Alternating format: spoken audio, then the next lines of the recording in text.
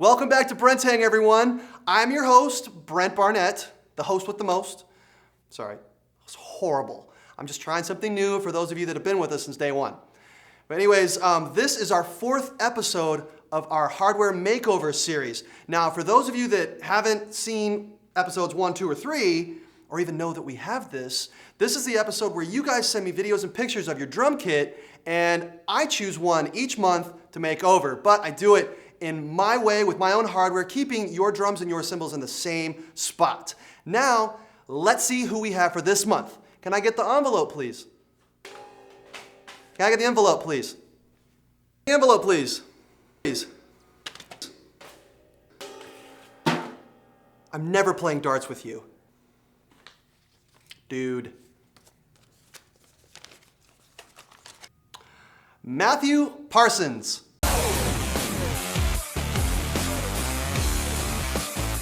So let's have a look at Matthew's setup. Matthew plays a 5-piece kit, 10, 12, 16, 22, with a 14-inch snare, and he's got 3 cymbals and hi-hats: crash, ride, splash, and a set of 14-inch hats. So Matthew has a very simplistic setup, which is awesome. I love simplistic setups. This is exactly the way I would do it if I was playing it like this. He's got both of his rack toms mounted to his cymbal stands, and he's got a splash mounted out of his bass drum mount.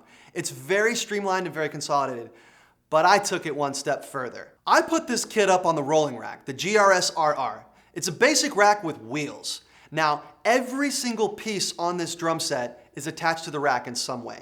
99% of the time, this isn't the case. There's always 1, 2, maybe 3 drums that are not attached to the rack. Not this one. Every single piece is attached to the rack.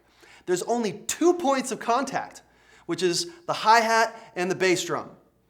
Oh yeah, and of course the 4 casters if you want to count those 2. So for the hi-hat, I'm using a no-leg hi-hat stand, which is the 9707 NL DP, and it's attached to the 24-inch side wing that I can also use to expand and add more cymbals if I need to down the road. So the floating snare attachment is an add-on. It doesn't come with the rack.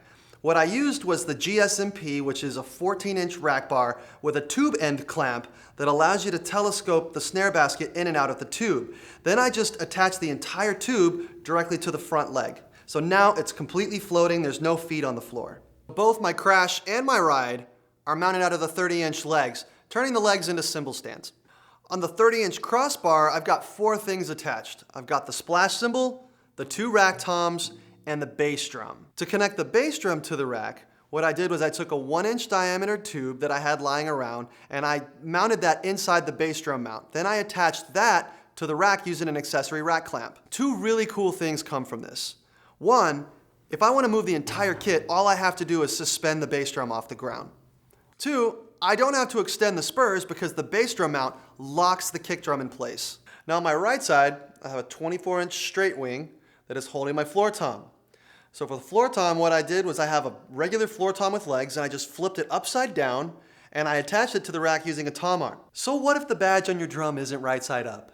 Use it as a conversation piece. Because this is the rolling rack, if you're worried it's gonna roll away on you, don't be, because the wheels have brakes.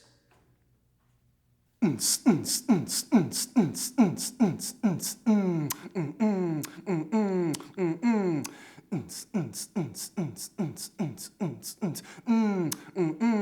that's it for this month's episode of Hardware Makeover. Matthew, thanks for your submission. It was awesome getting to mess with your kit. And everybody else, thanks for your submission as well. But keep watching because you never know. You might be next. You might be next. You might be next. Definitely not you, and maybe you. Yeah, maybe you. Stop playing the didgeridoo. Send your submissions to brenthang.gibraltar@gmail.com, and we'll see you next time.